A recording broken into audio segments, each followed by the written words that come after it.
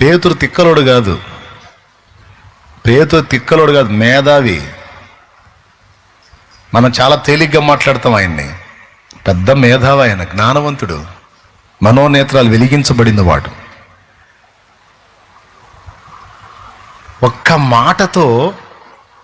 ఒక్క మాటతో పొరపాటును కూడా ఇక్కడ చేపలు ఉండని ప్రదేశంలో ఆయన ఒక్క మాటతో అన్ని చేపలు వచ్చినాయి అంటే ఈయన సృష్టికర్త కాడా? ఈయన ప్రకృతిని శాసించే దేవుడు కాడా?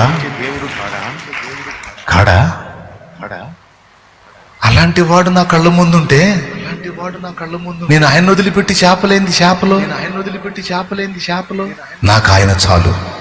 నేను ఆయనతో ఉంటే ఇహమందు నాకేమున్నా లేకపోయినా శాశ్వత జీవంలో నిత్యమైనటువంటి సంపదల గని నా ప్రభువుతో నేనుంటే నాకేది తక్కువ. అయినా పర్వాలా, నేను మాత్రం ఆయన వదలను. నాకు ఆయన కావాలి. ఎవరు కావాలి? మగ్దలీనా అడిగింది, యేసు అద్భుతాలు కావాలా, యేసు కావాలా? నాకు యేసు కావాలి.